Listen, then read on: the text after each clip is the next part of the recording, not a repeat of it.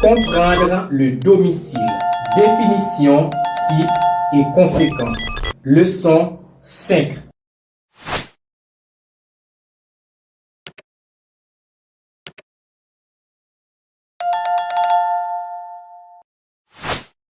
Le domicile est une notion essentielle en droit, car il détermine le lieu où une personne est légalement censée se trouver pour accomplir un acte juridique ou administratif.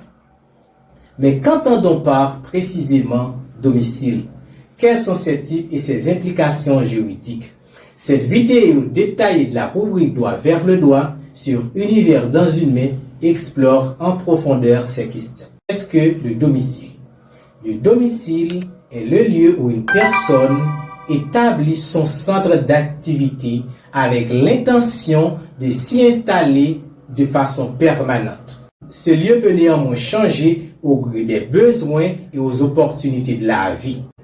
En droit, il est essentiel ou important de différencier le domicile de la demeure.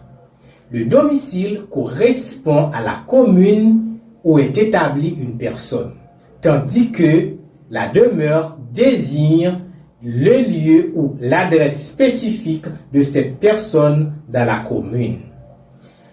Cependant, dans les procédures juridiques, le terme domicile est souvent utilisé pour désigner la demeure. Par exemple, on dira cet acte doit être signifié à la personne ou à son domicile. Ici, domicile est synonyme de demeure. Il existe deux types de domicile. Le domicile général et le domicile spécial. Le domicile général est celui qui couvre la majorité des activités d'une personne. Tout Haïtien a son domicile général en Haïti, même s'il réside à l'étranger. Ce domicile ne disparaît que si la personne acquiert une nouvelle nationalité comme celle des États-Unis et du Canada. Par exemple, un Haïtien vivant en France pour des raisons professionnelles conserve son domicile général en Haïti, à moins qu'il devienne citoyen français. Le domicile spécial. Le domicile spécial est choisi pour accomplir des actes spécifiques ou liés à des activités particulières. Par exemple, un avocat peut avoir un bureau secondaire dans une commune voisine où il travaille quelques jours de la semaine. Des entreprises commerciales comme les banques peuvent ouvrir d'autres succursales dans d'autres régions différentes. Lorsqu'un domicile spécial est mentionné dans un contrat ou dans une procédure juridique, il est appelé domicile d'élection. Par exemple, un acte notarié peut préciser que M. X, domicilié à telle commune, a son domicile d'élection dans l'étude du notaire Y. Dans ce cas, l'étude du notaire Y est mentionnée comme domicile d'élection pour M. X. De même qu'il existe deux types de domicile, il existe aussi deux formes de domicile général. Le domicile de fait et le domicile de droit. Le domicile de fait est la définition du domicile qu'on vient de donner avant.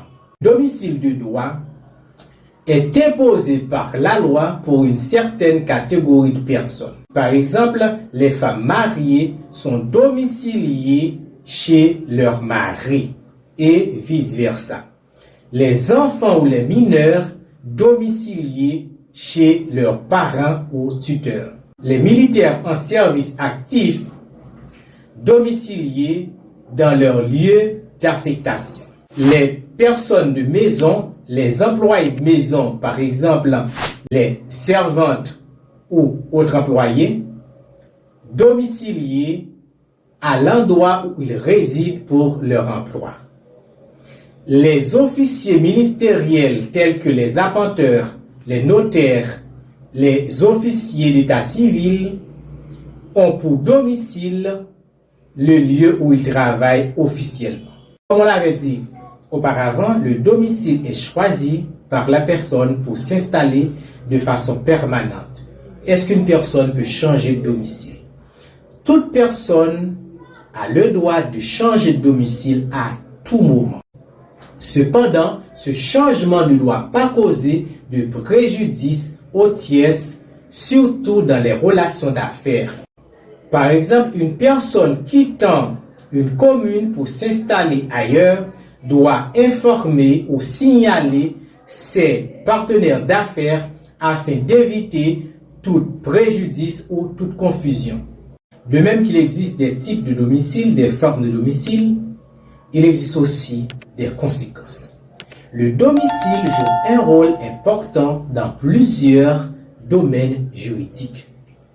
Par exemple, pour les compétences des officiers d'état civil, pour enregistrer un acte de mariage ou de naissance, l'officier compétent doit situer dans la juridiction territoriale des parties concernées ou dans la juridiction territoriale où résident les parties.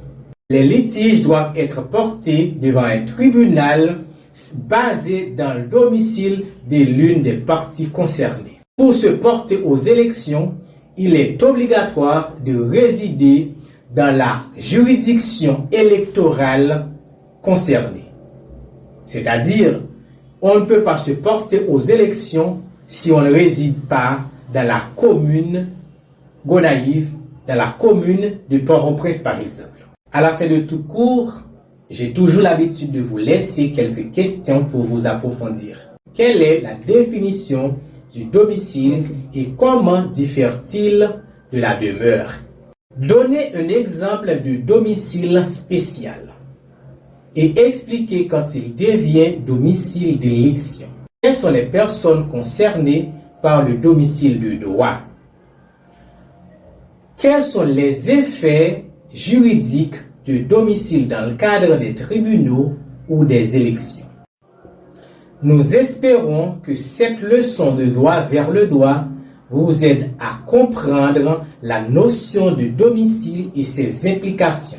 Ces informations vous aideront à mieux comprendre vos droits et obligations dans différentes situations.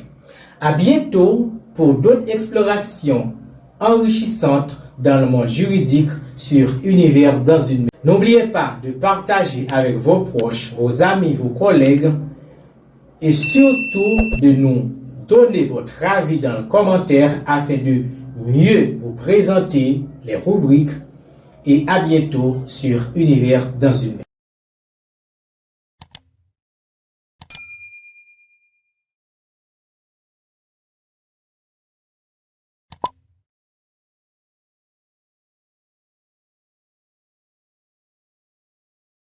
L'univers dans une main est une plateforme à multiples portées dont la mission est d'informer, de former nos congénères du monde entier. Il a été fondé dans un contexte où les réseaux sociaux pilulent des informations de toutes sortes sans penser à leur moindre véracité. C'est en raison de tout cela que l'univers dans une main arrive, non seulement pour contrecarrer les dérives des gens mal intentionnés, mais aussi pour apporter des corrections en publiant minutieusement des sujets divers qui aideront ses abonnés à se cultiver pour un monde bien meilleur. Voilà ce qui fait de l'univers dans une main la référence en matière d'information et de formation. Avec l'univers dans une main, tout le monde peut atteindre le pic de la mirandole. Alors, n'hésitez pas, chers internautes, à vous abonner pour bénéficier des meilleures publications de cette plateforme.